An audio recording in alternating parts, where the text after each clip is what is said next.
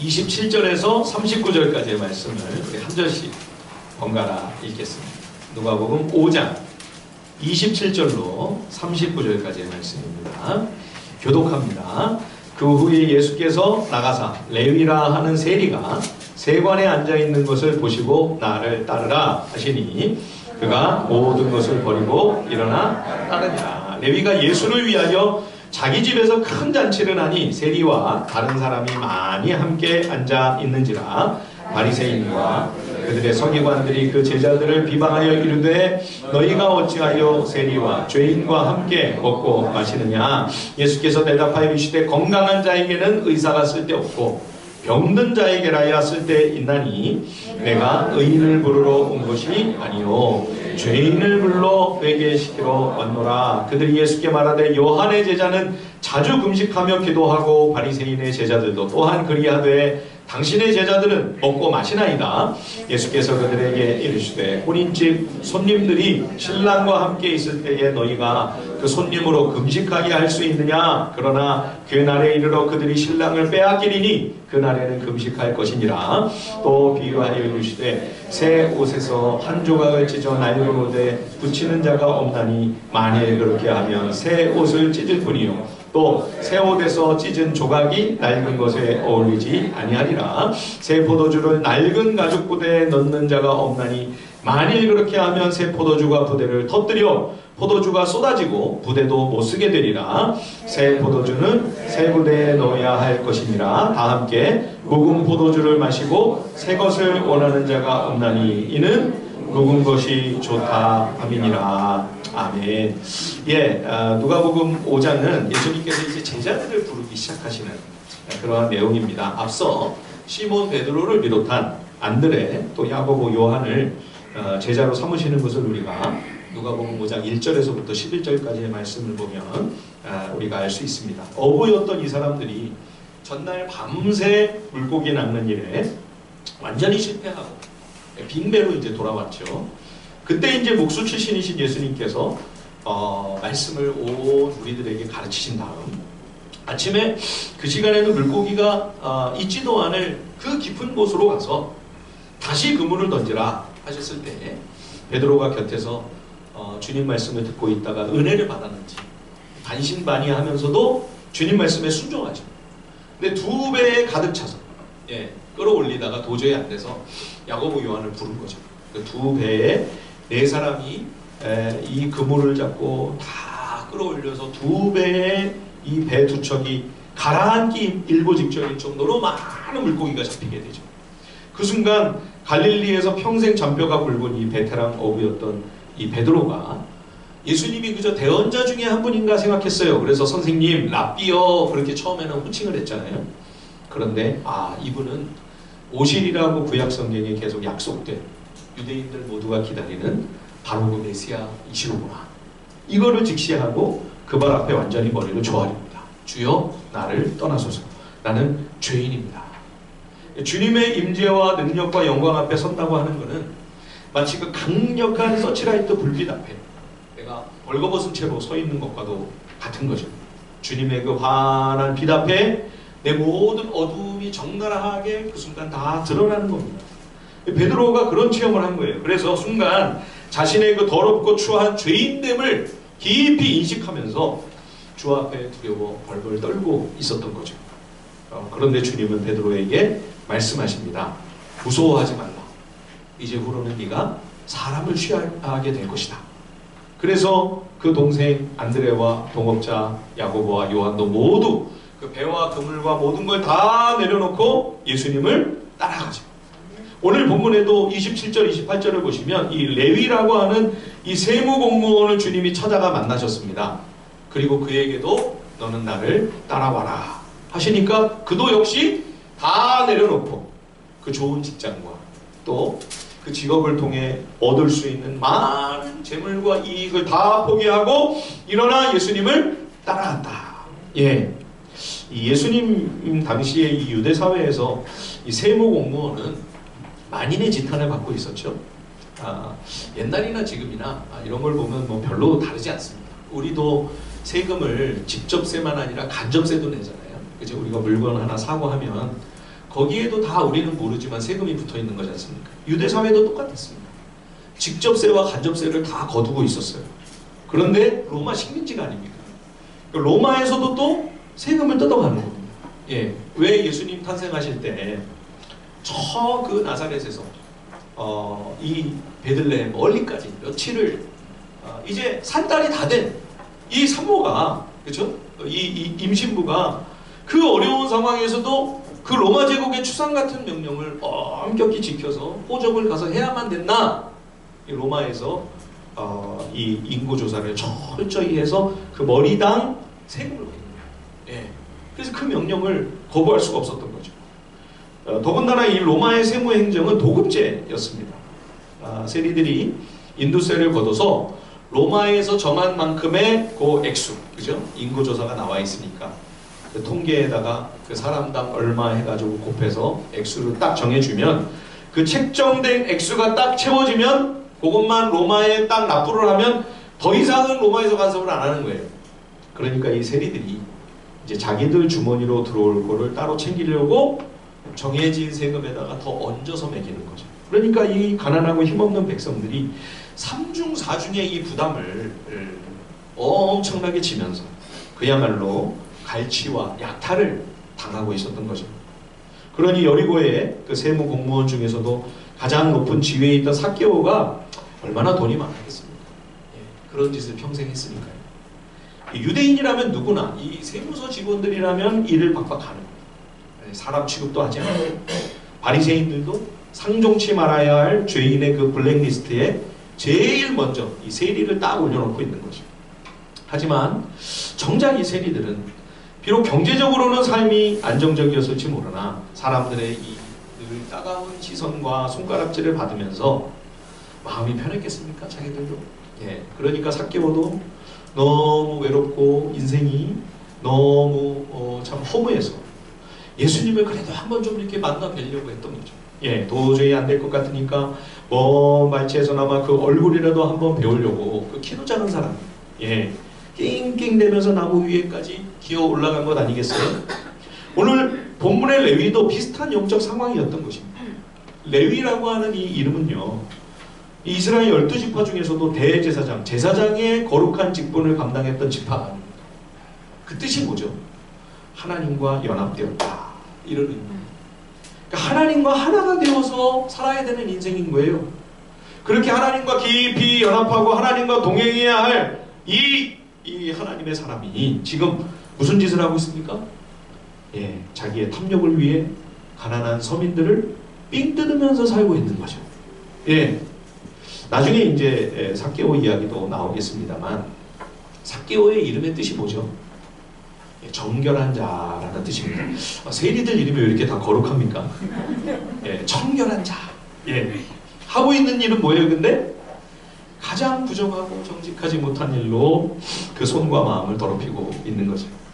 그러나 많은 사람들이 이렇게 삭개오와 레위와 같은 사람들을 그저 손가락질하고 비난하며 욕할 때 그 중심을 보시는 주님께서는 삭개오가 그의 이름처럼 정말로 하나님 앞에 정직하고 깨끗하게 살기 원한다는 그 갈망을 주님은 아시는 거죠. 예, 레위도 마찬가지입니다. 자신의 이름처럼 여호와 하나님과 거룩하게 온전히 하나가 되어서 주님과 연합된 그러한 삶을 살고 싶은 간절한 열망이 있음을 아시고 주님이 이 먼저 레위를 찾아오셔서 유대인들이라면 누구나 꺼려하고 상종치도 않으려고 하는 이 사람을 만나주시고 너 내 제자가 되어야 되겠다, 나를 따르라 하시니까 레위가 다 던져버리고 즉시 주님을 쫓습니다. 예, 우리가 그래서 여러분 겉모습을 딱 보고 너무 쉽게 함부로 속단하시면 안 됩니다.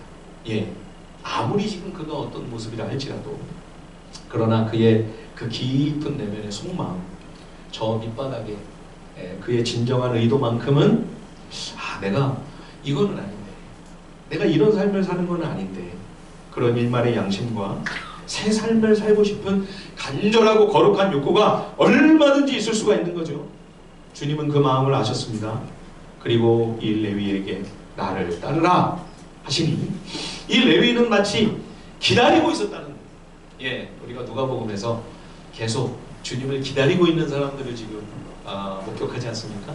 사가랴, 엘리사벳, 시므온, 안나, 마리아, 요셉, 그죠? 이 레위도 기다리고 있었어요. 예, 이런 순간에 기다리고 있었던 겁니다. 그러니까 기다렸다는 듯 단박에 일어나 주님을 쫓는 제자가 되는 거죠. 이 사람이 누구냐? 12제자 중에 하나인 마태입니다. 이름이 두 개예요. 예, 또 다른 이 레위의 이름이 바로 마태입니다. 신약성경의 가장 첫 번째 복음서인 마태복음을 기록한 사람이 바로 전직 세리인 이 레위인 거죠. 그는 주님의 제자 마태로서 새로운 삶을 살며 주의 복음을 증거하는 그리스도의 사도가 되었습니다. 나중에는 에티오피아에 선교를 하러 갔다고 합니다. 그래서 그 아프리카에서 복음을 전하다가 순교했다고 그렇게 전해져 내려오고 있습니다.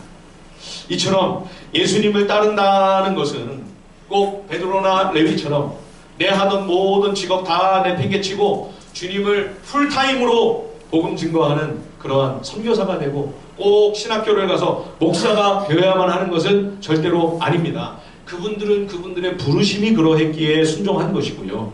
오늘날 우리들은 대부분 주님을 따르지만 그러나 역시 이전과 같은 직업에 종사하고 여전히 세상에서 열심히 일하고 내게 맡겨진 직무를 다하며 월급을 받고 돈을 벌고 지극히 평범하고 일반적인 사소해 보이는 별것 아닌 것 같은 그러한 삶을 살아가는 경우가 일반적이죠. 대부분이죠. 예. 그럼에도 불구하고 우리가 예수님을 따른다라고 하는 것은 그의 인생이 예수님을 따르는 성도요. 예수님을 쫓아가는 진정 그리스도의 제자라면 그가 어떤 직업에 종사하든지 무슨 일을 하든지 예, 그의 삶의 방향과 목적만큼은 분명히 세상 사람들과는 달라야만 하는 것이죠.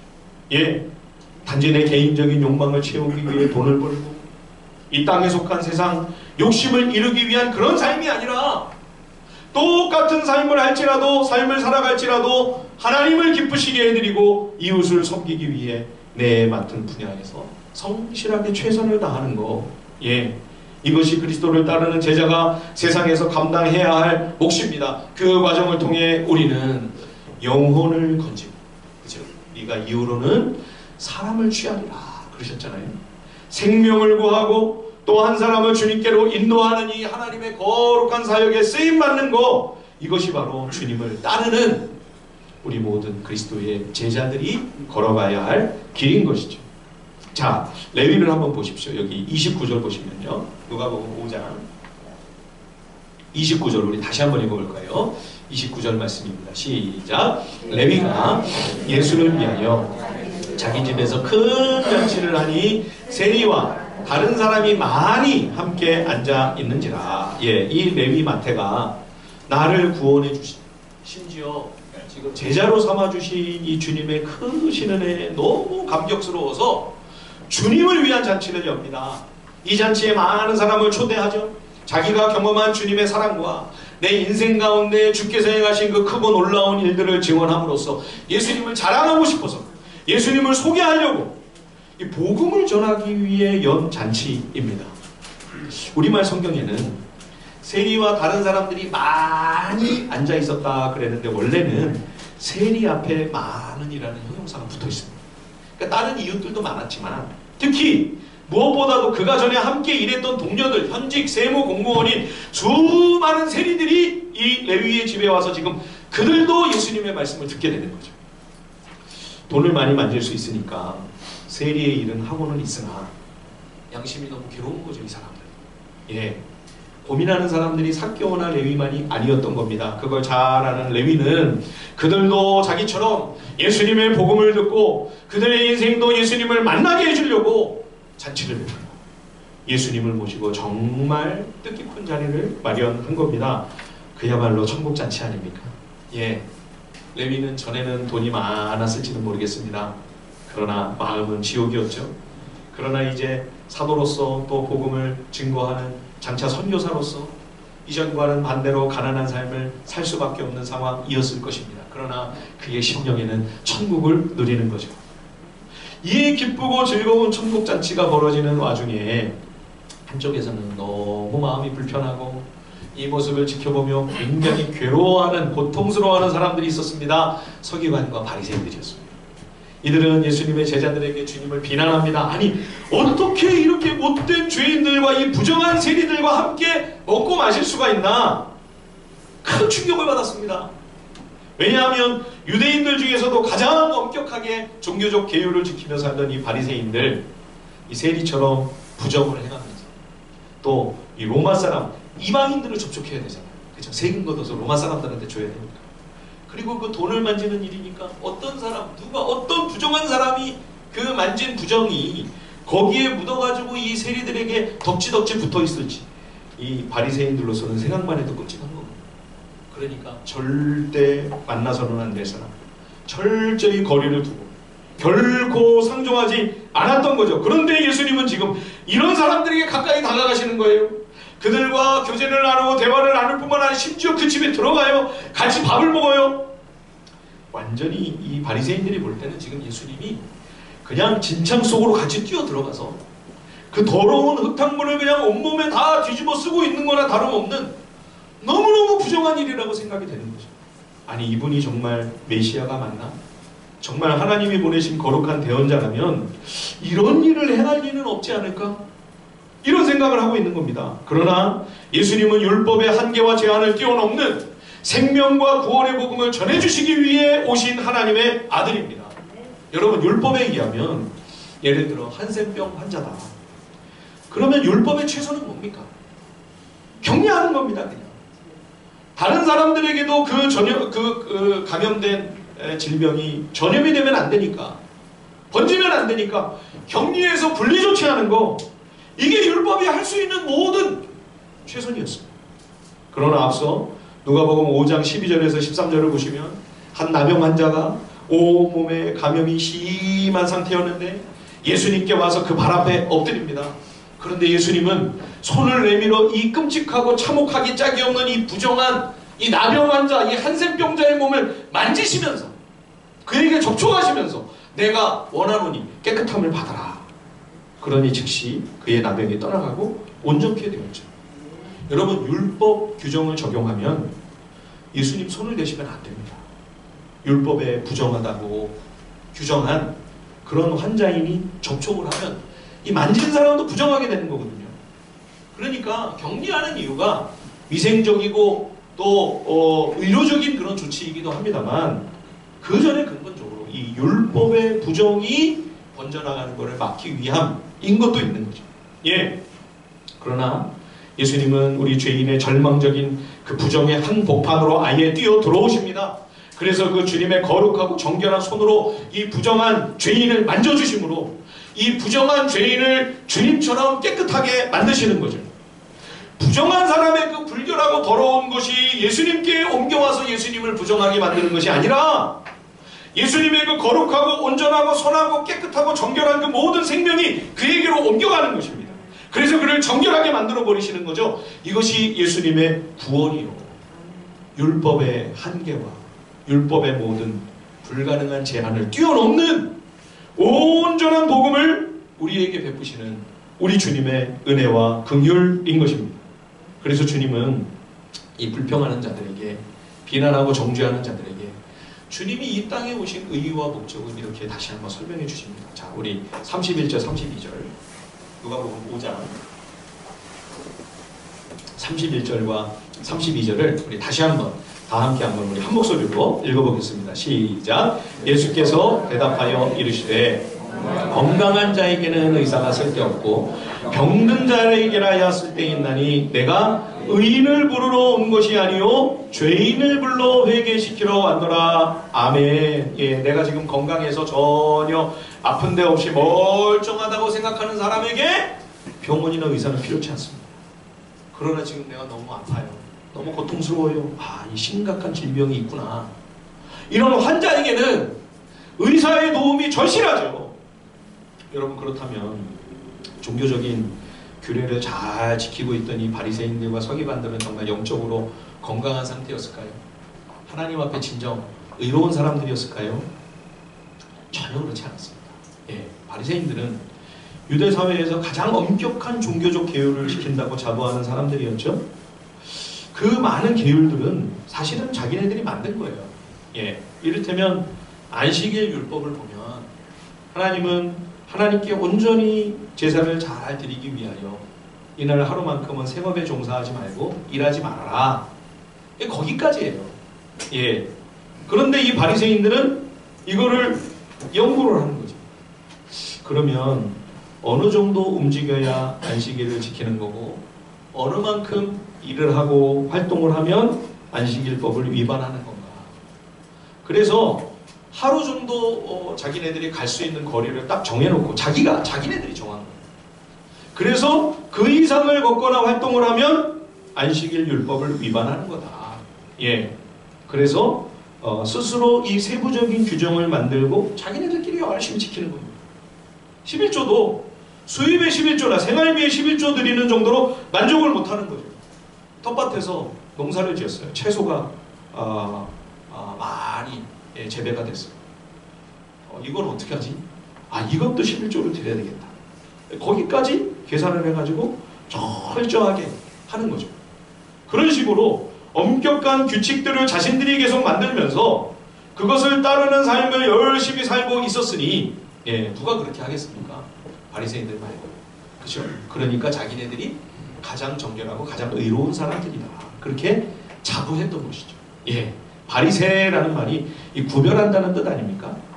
다른 유대인들과 자기 스스로를 구별하여 우리만 가장 정결하고 가장 의로운 사람들이다. 그러니 뭐 이방인, 일반 유대인들과도 구별을 했는데 이방인이나 이 세리와 같은 사람들은 더더욱 상관이 없는, 그렇죠? 예, 철저히 거리를 두고 높은 나무를 쌓고 아예 만날 생각도 안 한 거죠. 왜냐하면 그 부정이 자신들한테 옮겨와가지고 깨끗한 자신들을 더럽히게 될까봐. 여러분, 이 사람들은 죄가 뭔지를 모릅니다. 죄인이라고 하는 성경의 이 말씀이 과연 뭘 의미하는 건지, 이 율법에서 죄로 말미암아 부정해지고 더러워지고 부패하여 오염됐다라고 하는 것이 어떤 깊은 뜻이 담겨 있는지를 전혀 모르는 거예요. 예, 만약에 어떤 규칙이나 규례를 우리가 만들어 놓고 그 종교적인 규정을 잘 지키는 걸로 죄를 씻을 수 있다면 예수님이 굳이 사람이 되셔서 이 땅에까지 오실 수가 있으셨을까요? 오실 필요가 있으셨을까요? 야, 니네 그 만들어 놓은 거 그거 잘 지켜. 그런데 그러셨겠죠. 뭐하러 예수님이 십자가를 지셨겠습니까? 예수님이 죽으실 필요도 없는 거죠. 칼빈은 그의 책 기독교 강요에서 신학의 핵심적인 지식을 두 가지로 요약합니다.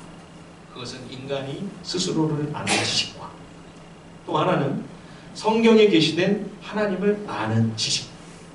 이 두 가지가 신학의 요체라는 것입니다.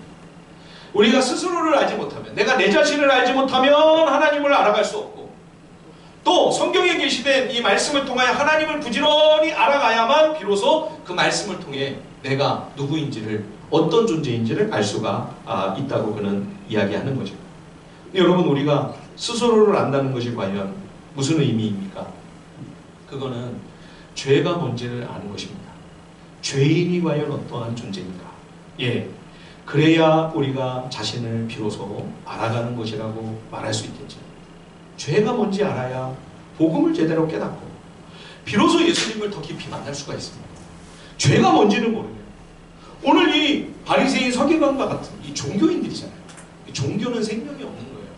예, 생명과 구원이 없는 종교인으로 그칠 수가 있는 거죠. 예, 여러분, 세상에서 이야기하는 죄는 뭡니까? 법을 어기는 행동이라든지 서로 간에 약속된 규칙을 위반하는 행위, 주로 도덕적이고 윤리적인 차원에서 어긋난 거, 그거를 세상 사람들은 죄라고 하잖아요.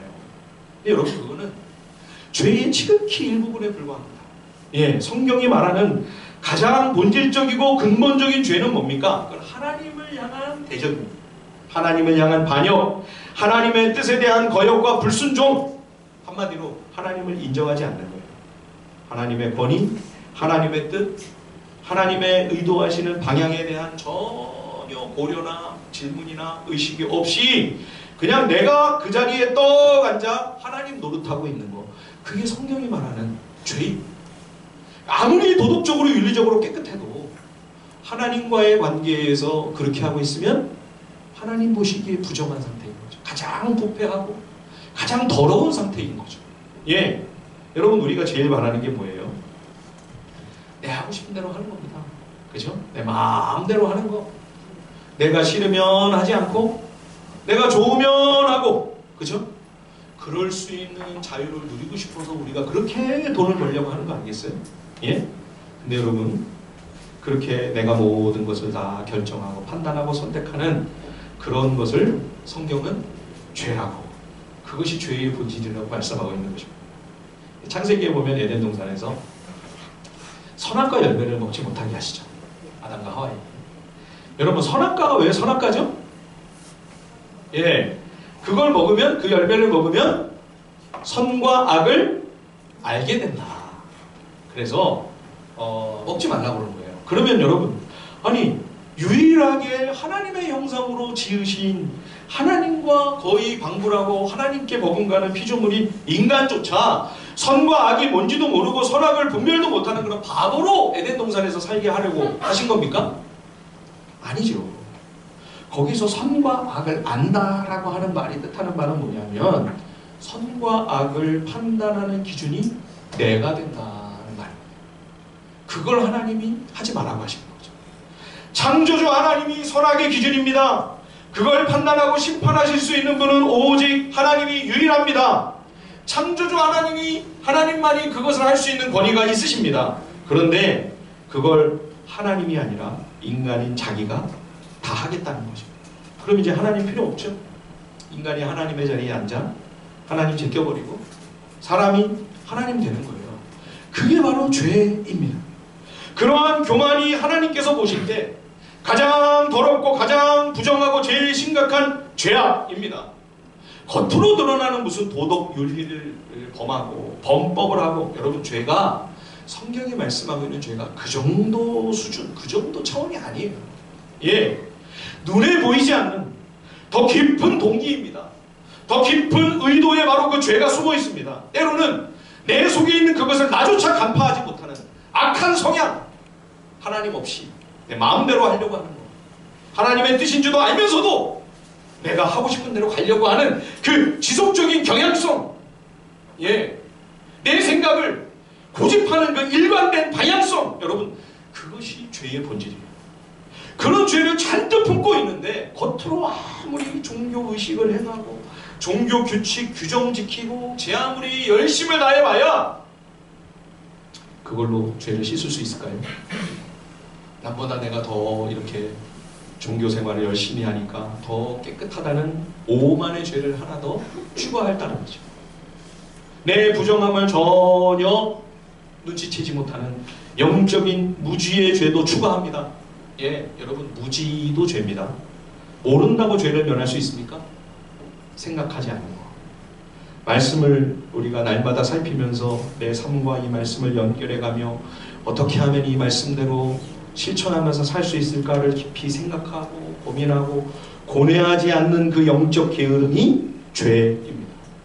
그런 무지의 죄를 추가하는 거죠. 거기다가 또 다른 사람을 또 판단하고 손가락질하고 정죄하잖아요. 비난과 비방의 죄까지 또 추가하죠.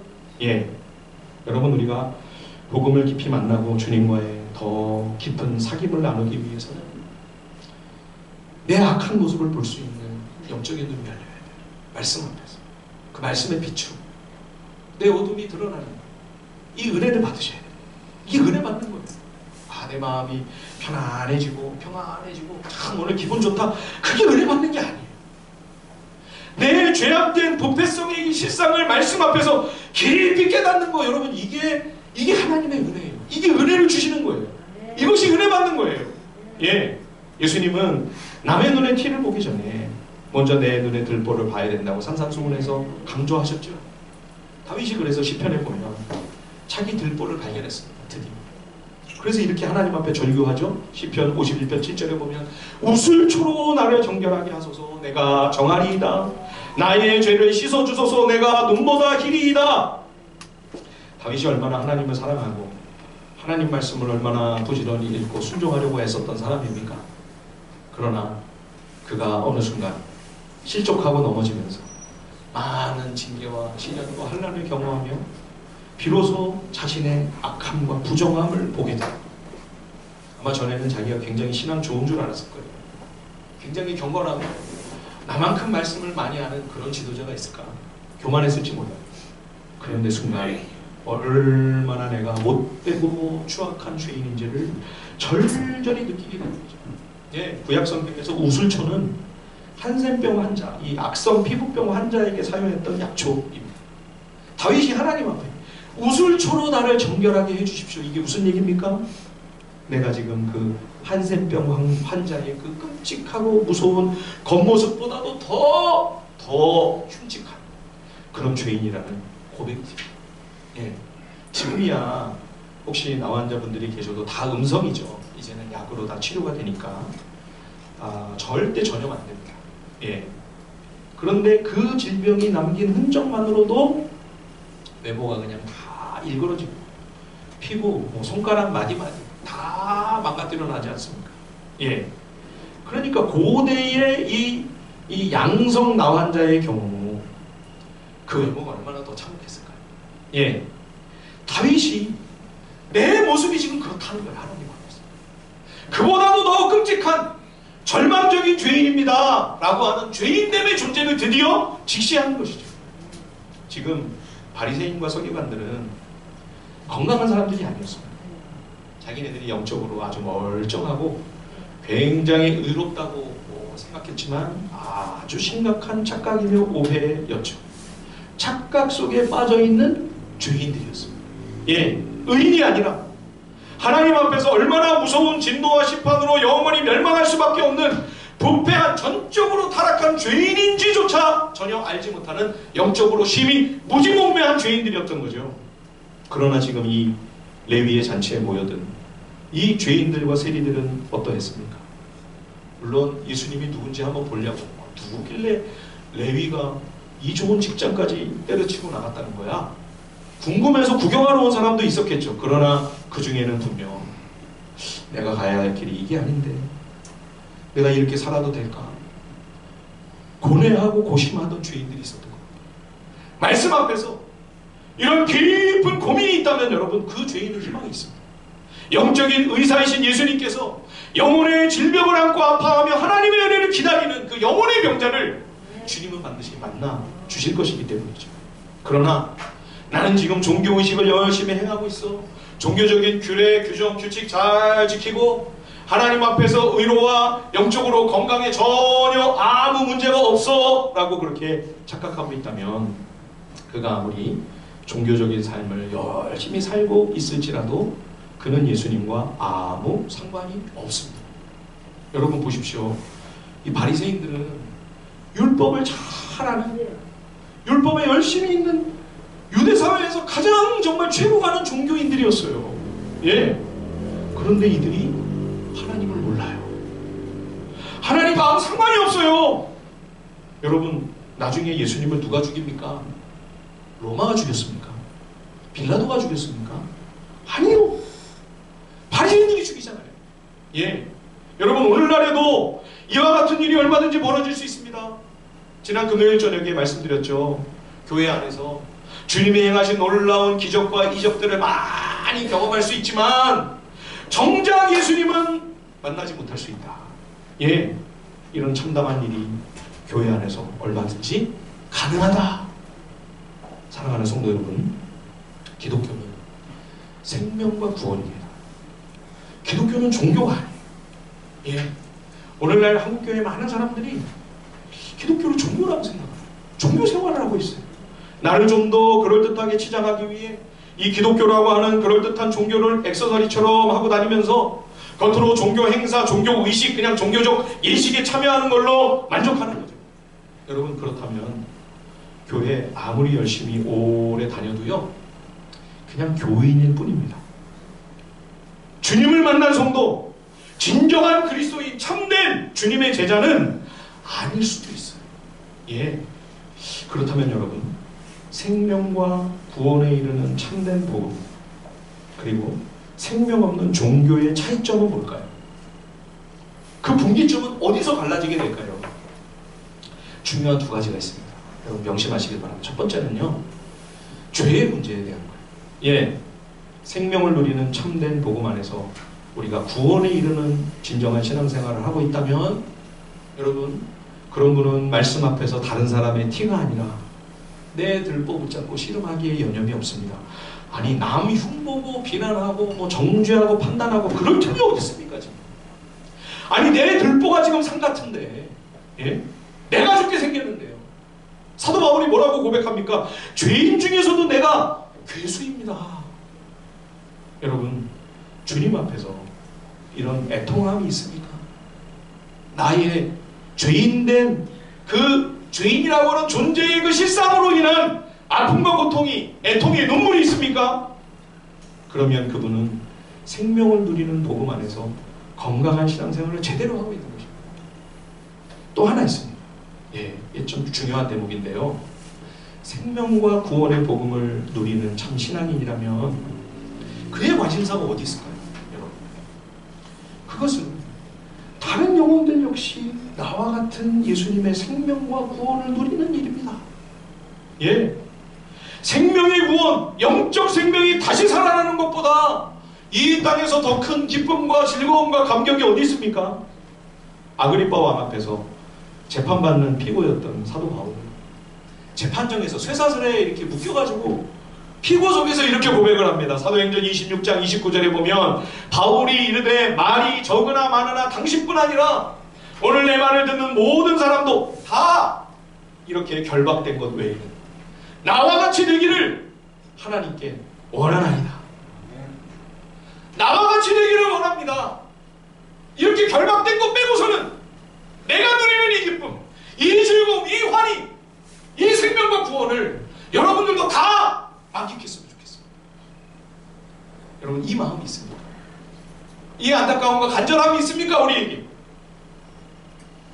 33절에서 35절을 보십시오. 이들은 계속 트집만 잡는 거예요. 아니, 세례 요한과 그 제자들 보니까 금식하며 열심히 기도하던데, 아니 어떻게 니네는 매일 죄인들과 어울리면서 먹고 마시고만 있냐? 그러나 여러분, 지금은 천국잔치가 시작됐습니다. 하나님의 구원자 모든 유대인들이 기다리고 고대하던 성경에 이분이 오신다, 그렇게 약속했던 메시아가 드디어 오신 거예요. 그 하나님의 아들을 통해 죄를 용서하시고 죄인을 구원하시는 그런 생명구원의 감격스러운 일들이 지금 막 도처에서 막 벌어지고 있는 거 아니에요? 예. 이 당시 동네에서 아마 제일 흥겨운 잔치가 있었다면 혼인잔치였을 겁니다. 주님이 혼인잔치에 비유를 하시는 겁니다. 신랑이 와가지고 지금 기쁘고 흥겨운 잔치가 벌어지는데, 아니 잔치에 금식이 웬 말이냐? 말이 되냐 이게? 신랑과 함께 이 즐거움에 함께 참여해야 마땅한 것이 아닌가? 잃어버린 영혼들이 주님께 돌아옵니다. 생명과 구원의 역사가 벌어지고 있습니다. 하나님 나라가 임하기 시작해서 악한 영의 권세들이 떠나가기 시작하는 그런 놀라운 복음의 역사가 시작됐어요. 이보다 더 큰 기쁨과 감격이 어디 있습니까? 한 영혼이 주님께 돌아와 그 삶이 새롭게 되는 모습을 볼 때, 여러분들은 그 모습을 보시면 어떠세요? 무덤덤하세요? 남의 일이라고? 그렇지 않습니다. 생명과 복음 안에서 구원을 누리며 살아가는 진정한 그리스도의 제자들은 그 모습을 볼 때 가슴이 뜁니다. 내가 처음 회개하고 예수님 믿을 때, 구원받았을 때 그 처음 사랑의 그 감격과 그 가슴 뛰는 그 기쁨이, 감사가 막 내가 마치 처음 진짜 지금 내가 지금 예수 믿고 거듭나는 것과 같은 그런 환희와 기쁨이 마음속에 막 올라오는 거죠. 예, 그런 기쁨이 막 복받쳐 올라오는 거죠. 그래서 복음 전하는 거는요, 다른 사람을 살리는 일이기 전에 내가 사는 길, 내 영혼이 다시 살아나게 되는 그러한 정말 하나님의 가장 특별한 은혜인 거죠. 그러나 주님은 신랑을 빼앗길 날이 온다 말씀하십니다. 예수님께서 죄인들을 위하여 십자가에 달리실 일을 언급하시는 것입니다. 그날에는 슬퍼하고 애통하며 금식할 것이다. 생명 없는 종교인들은 주님께서 지금 무엇 때문에 기뻐하고 무엇 때문에 지금 이렇게 즐거워하시는지, 예수님의 시선과 예수님의 마음이 온통 어디에 다 가 계시는지를 전혀 몰라요. 예? 주님이 마지막으로 유명한 비유를 하나 더 말씀해 주시죠. 자, 우리 37절, 38절 누가복음 5장 37절과 38절 우리 다 함께 읽어보실까요? 시작! 새 포도주를 낡은 가죽 부대에 넣는 자가 없나니 만일 그렇게 하면 새 포도주가 부대를 터뜨려 포도주가 쏟아지고 부대도 못쓰게 되리라. 새 포도주는 새 부대에 넣어야 할 것이니라. 예, 포도주를 담는 낡고 오래된 가죽 주머니가 있다면 거기에는 새 포도주를 넣으면 안 됩니다. 이 새 포도주는 지금 한참 막 발효가 진행 중이기 때문에 그 새 포도주의 그 힘찬 기운을 이 낡은 주머니는 도저히 감당을 못합니다. 터져버려요.